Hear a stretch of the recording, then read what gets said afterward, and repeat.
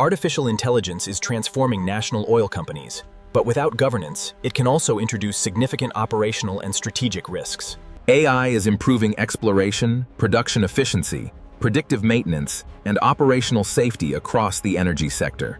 Yet many organizations deploy AI before establishing the governance needed. We need to ensure security, accountability, and regulatory compliance.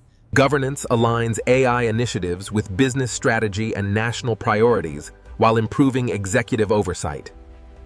A governance-first approach protects critical operational data while reducing cybersecurity, regulatory, and operational risks.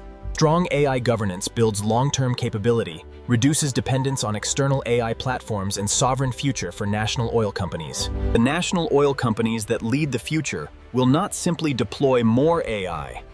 They will govern AI better. The national oil companies will govern AI.